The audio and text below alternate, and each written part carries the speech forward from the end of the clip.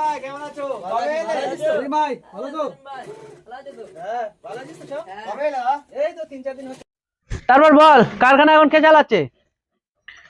এই তো কায়েম কাজ আনে আর আমরা সবাই মিলে করি। তার মানে কায়েম তোদের ওস্তাদ, তাই তো? হ্যাঁ।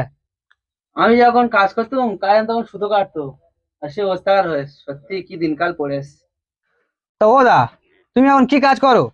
এই তো কেরালায় কাজ করি, 2 ঘন্টা করে ডিউটি, 50,000 টাকা মাইনে। 10টা ছেলে আমার আন্ডারে কাজ করে, তাদেরকে শেখাই কিভাবে সেলাই করতে হবে, কিভাবে এটা ফিনিশিং দিতে হবে।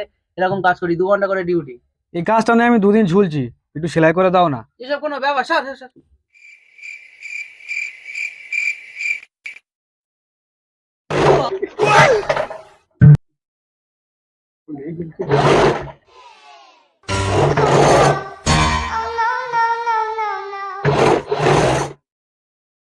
কি রে কায়ুম, ভালো আছিস ভাই? হ্যাঁ ভাই, কেরালা থেকে কবে এলি? এই তো এলাম কালকে। বস বস। বল, ভালো আছিস? খবর তোর ভালো? তুই এখানে কি করছিস? ও নাকি কেরালায় কাজ করে, বড় দর্জি, কাটিং মাস্টার। ওর আন্ডারে 10 জন কাজ করে।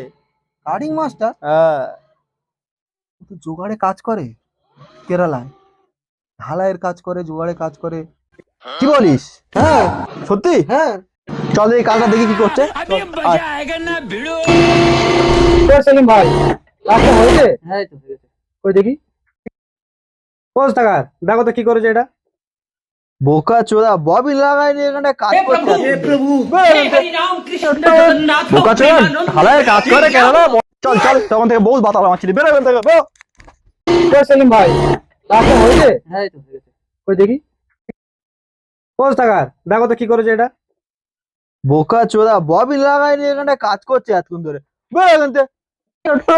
বোকা চোদা, ঢালাইয়ের কাজ করে কেরালা। চল চল, তখন থেকে বহুত বাতাল আমার ছিল, বেরো এখান থেকে, বেরো। কিরে ছেলেরা, সব কেমন আছিস? আরে সেলিম ভাই কেমন আছো? কবে এলে? সেলিম ভাই ভালো তো?